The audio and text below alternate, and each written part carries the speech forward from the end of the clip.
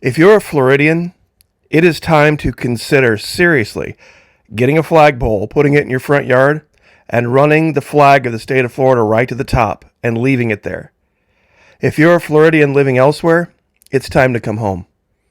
Never has there been more evidence that our state is operating as its own independent, free republic. Now, during COVID, this was very, very apparent to everyone who lived here that we were going to chart a different course. I saw this picture of what happened after Hurricane Helene hit and the amount of light in the lower area that is now gone. There are state governors, Georgia, South Carolina, North Carolina, that over the past few days could have stood up and said things and done things, and they didn't, and I understand that they're busy. But the governor of the state of Florida is a very different creature. He came out today and did something that we alluded to yesterday, but he went way farther. Now, those of you who are wondering what's going on, the state of Florida just took over the ports. That is a huge move. I was going to yesterday perhaps say the governor should do this, but I didn't want to speak for him. Well, guess what? By executive order, because of what's happened with Hurricane Helene, the governor has now taken over the ports, those that were left over, the few that we had, that those longshoremen decided they wanted to fall on the floor, hold their breath, and have a temper tantrum, and go home and not work. Well, guess what? The state of Florida is now going to staff those ports. Now, you don't have to believe me. There's a quick blurb here on his Instagram for it. Florida National Guard, Florida State Guard, deployed to ports affected by the strike to maintain order and, where possible, resume operations at ports which are otherwise shut down. Florida DOT is waiving tolls, and Florida Highway Patrol will manage the flow of traffic from all Florida seaports.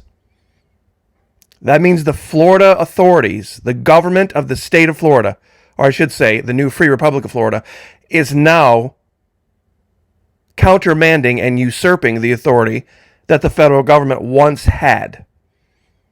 And we're daring them to try to stop us.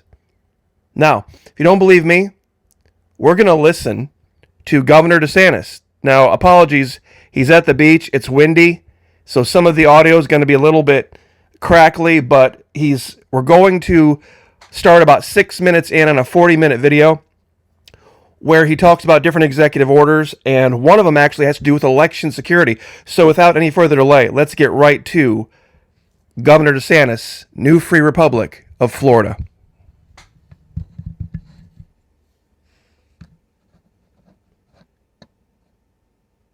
Second executive order that we're doing is the continuity of our elections. So I'm announcing actions to ensure that people are going to be able to vote regardless of the storm. So in the areas that were most affected, Charlotte, Dixie, Hernando, Hillsborough, Lee, Levy, Madison, Manatee, Pasco, Pinellas, Sarasota, and Taylor, we are authorizing the supervisor of elections to make appropriate accommodations, just like was done after Hurricane Ian. And so we obviously are continuing with voter security efforts. None of those are being lifted, but if there's a polling place that's been destroyed, you have an ability to set up a different site, provide proper notice, and follow all the rest of state law. But this will ensure that residents that were impacted by this storm and displaced maybe still have the ability to vote in this November's election.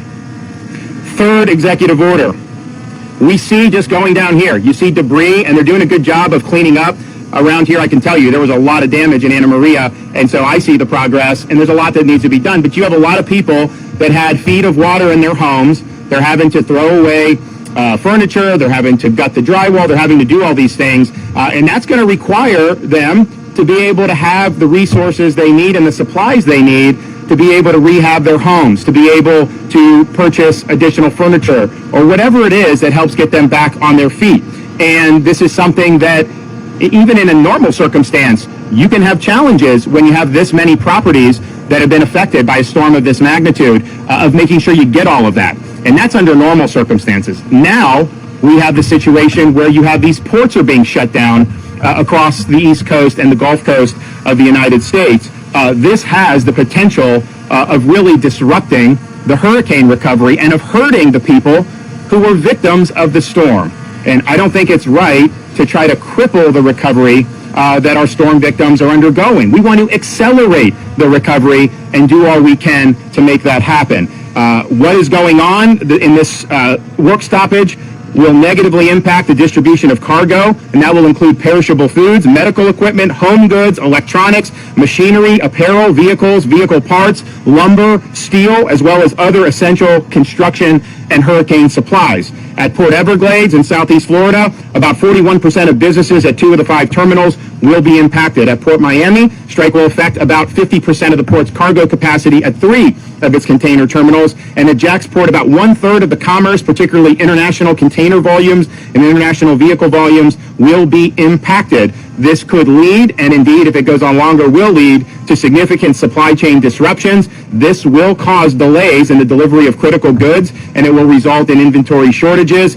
Economic forecasts show that for every 36 hours this continues is equal to 1 week of supply chain disruptions. Do we have time for weeks of disruptions, given all that's happened in communities in Florida and throughout the Southeast? I don't think so. I think we need to get the stuff here as soon as possible so that people can get back on their feet. So as Floridians work hard to recover from Hurricane Helene, we have thousands of houses that are requiring substantial repairs or complete rebuilds.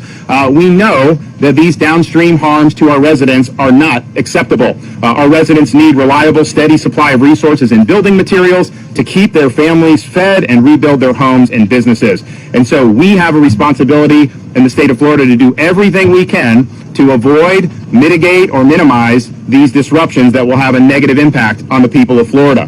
So there are ships that have nothing to do with this these negotiations. They may need a place to be able to come, and we just want to send the message, you can come to the state of Florida. You have Port Manatee can accept some of these ships. In fact, there's a ship that's got a bunch of steel that would be used for things that we need that may end up being rerouted. So Florida's open. We want to use our resources to be able to get all this stuff to the market so that people are able to use what they do.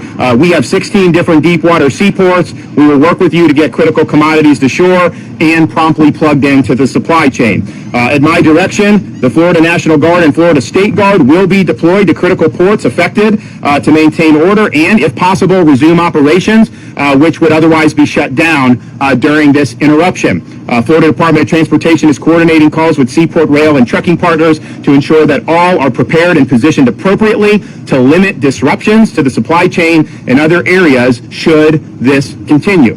I'm also directing Florida Department of Transportation to temporarily waive the collection of tolls and other fees for commercial vehicles using public highways in Florida and waiving the size and weight restrictions normally governing vehicle transportation for the duration of this emergency. This will help expedite the movement of goods that have been impacted from seaports to intermodal logistics centers, distribution centers, and delivery points, and very well may help offset additional costs incurred by operation during this period. Finally, I'm directing the Florida Highway Patrol to manage the flow of traffic from all Florida seaports and adjacent roads and highways as needed to further expedite the flow of goods that are currently being held up. This will include the provision of law enforcement escorts for commercial motor vehicles by FHP officers upon request. And I would say that this is something that would have significant impacts on the nation's economy anyways, but to have this happen in a way that could negatively impact people that are reeling from a Category 4 hurricane, that is just simply unacceptable. So it really is incumbent upon the Biden-Harris administration to do everything in their power to ensure that these goods are where we need to be, that people are not left hanging out in the cold waiting for these goods if they're sitting in the ocean somewhere and they're not being able to be used here in the state of Florida or in Georgia or North Carolina or where people are going to desperately need this. We need to accelerate. We have no time for delays. Biden-Harris has a responsibility to stand up for the storm victims, stand up for the people who've had their homes damaged or who've lost their homes, and make sure they have what they need to get back on their feet. For the next 2 weeks, Hope Florida will be 24/7. If you need resources, non-government resources, or travel trailers, you can call 1-833-GET-HOPE, 1-833-GET-HOPE. We have Hope buses in Dixie. Okay, so you heard it right from the governor. In essence, right now, all of the ports in the state of Florida are under the direct control of the state of Florida. Because if it's the FHP, that is saying who can come and who can go, and it's the Florida State Guard and the Florida National Guard that's operating the ports, the feds are out. The feds are out of Florida. When we control the ports, that's it. Once we control the ports, we could probably take over the airports at that point. And nothing could be done because, well, they could try. They could try, but it wouldn't work. It wouldn't work. We have a lame duck president, and with the state that we're in right now, the state of the country we're in right now, they just don't have the ability to. They just do not have the ability to stand nose to nose with the new Free Republic of Florida. Because we're doing what everybody else should be doing. Governor Brian Kemp, where are you? Why are you not taking over the Port of Savannah? Governor of South Carolina, Governor of North Carolina, why are you not taking over your ports? Why are you not taking over your ports? We did it. We're a much bigger state and we have a lot more ports. You could do it. Get on the ball. If you're in those states, pick up the phone. Send an email. Hey, look at what Governor Desantis just did. Why can't we keep our ports open? Why can't Savannah be open? Charleston be open? All the ports in North Carolina, why can't they all be open? Virginia, Newport News, why can't these all be open? Use your National Guards. If you have state militias, some of you do, use them. Use your state police authorities to control who comes and who goes at the ports. The feds right now are a paper tiger. They have absolutely no teeth. And that proves it. Now, real quick, as always, just wanted to say thank you to everyone who has continued to support Florida Maquis at the Patreon channel. Saved it for the end here just because I thought that was too important to get out. But believe me, the thought-based life is the only way that you get to where Florida is right now. How many of you have heard your friends in the media say when they're interviewing someone, how do you feel about this, that, or the other? How do you feel about? They never ask what people think anymore. Well, that's the goal of Florida Maquis Patreon channel. The idea of using subtle psychological operations tactics to keep people from thinking. Because usually when you think about something critically, it will be directly in contradiction, to how you feel about it. And that's hard for a lot of folks because a lot of folks are out there just going from one emotion to the next emotion to the next emotion, believing they're using their brain when all they're using is their heart. And I'm not saying there isn't a time and a place for that, but not where we're at right now, not in the country for sure, and definitely not in politics. So if you'd like to join us, Florida Maquis Patreon channel, little QR code, upper right hand. All you got to do is scan that. Should take you right there. God bless all of you who have joined. It's only $1. It's only one single US dollar per month. That's it. There's a couple other levels, 5, 10, 15. If you can afford more, that would be great. That would be absolutely spectacular. Thank you so much. Definitely could use the support these days. App on the phone, whether you use a phone or whether you use a computer. My personal belief is using a computer is a little bit easier, and the images show a little bit better, and it's a little bit of a smoother thing, but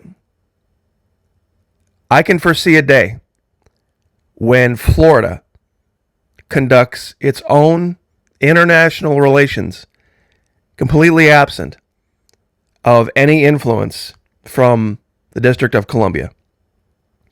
That countries come to Florida and say, we would like to make a deal specifically with you. We don't want to deal with Washington, D.C. anymore. It's just too big of a hassle.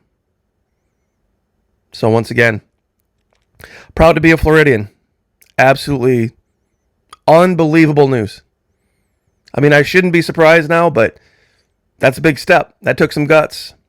Way to go, Governor DeSantis.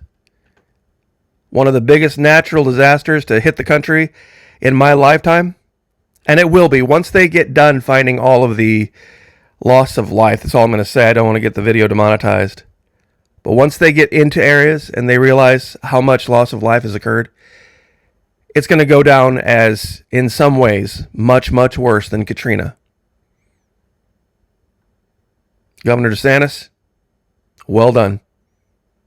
Proud to be a Floridian, and you are a primary reason for it. God bless. Pray for each other. Pray for me. I'll pray for you. Lift each other up. Like, share, subscribe. We'll see you guys next time.